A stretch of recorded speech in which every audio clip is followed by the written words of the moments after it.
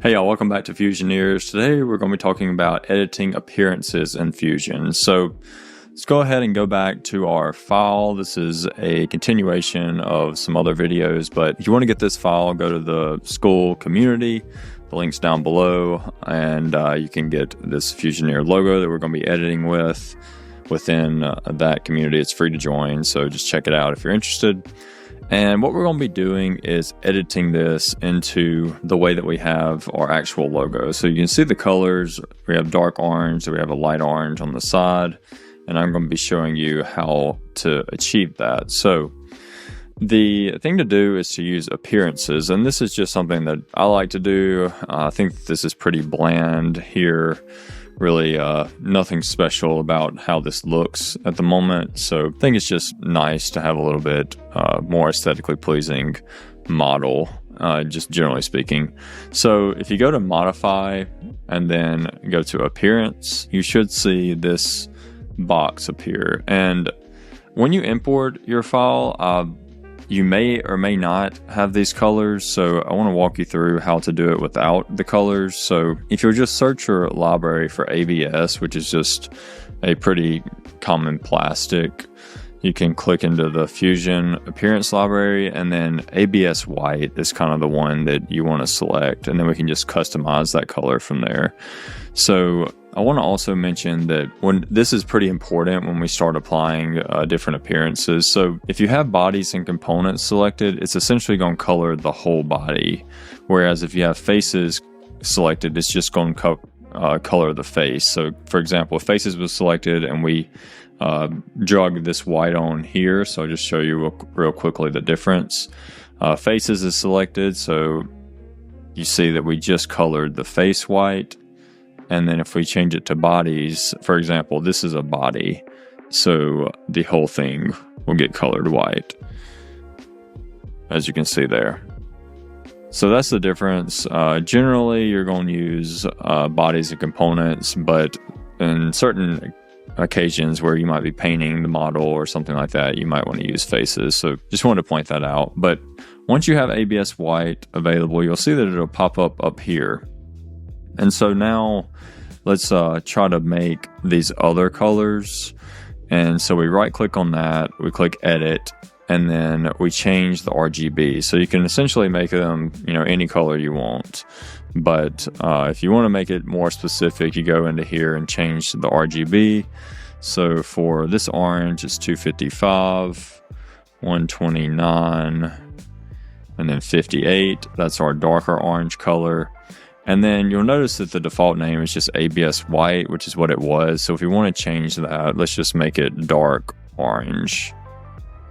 And then we click done. And you can change the roughness. I don't really change this that much, but I do think it looks a little better. Maybe you can kind of see the difference here. I think kind of a little more rougher probably looks better. So there's our dark orange. So let's go ahead and do another color. I'm just going to drag it in, and this is another thing that'll happen. We've already applied a color to the face, and this is asking us, do we want to remove the appearances applied to faces? So if we click keep, it should keep that orange. So you see here, it kept the orange that we painted it, but it painted the rest of it white. So that's something you might do occasionally. And then if we would have selected the other option, it would have made the whole thing white. So let's go back into the ABS white, which is the one we just added. Right click, edit, and now we're going to do the lighter color orange, which is 249, 201, and 125. Done. And then we can come back here to the thumbnail. See, the middle is orange, so let's go ahead and take the lighter color and make that orange, and then this time we're going to click remove just to make it completely orange, and then use our other dark orange for the sides. And now we have the logo, so looks pretty much identical. So that's how you do that. Let's go ahead and make the base, let's just go ahead and use black. And for instance, see how I didn't rename this one? It's still ABS white. And I actually didn't rename this one either, so let's go back and fix that.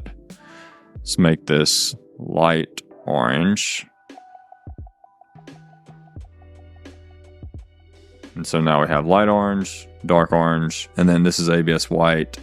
Because I haven't changed it, it's actually black. So let's just take the ABS white, drag it back in again. I think that actually looks okay.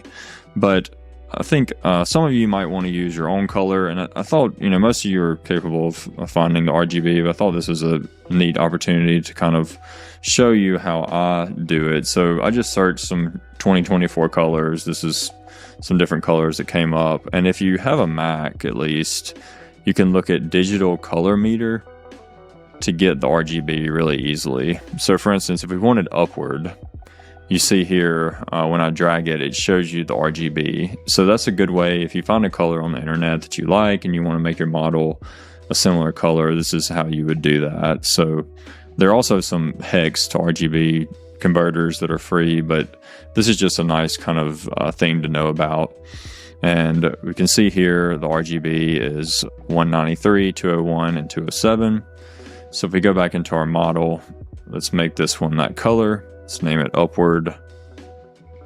And then change the values to 193, 201, and then 207. And that gives us that upward color, and it looks pretty close to what we had. So now I have a couple of other things that I want to do. So if you'll look closely on the back, you zoom in, you'll see we have back written in text on the back of the model. So I just want to practice coloring text. I think that's a pretty common thing that people would like to do occasionally, especially with 3D printing. So let's just use the upward again for this. And if you'll think about it, what should we do before we change the color? So if we do bodies and components, it's going to change this whole thing to the upward color. But if we select faces and then we drag the upward color onto that K face, we change just the face.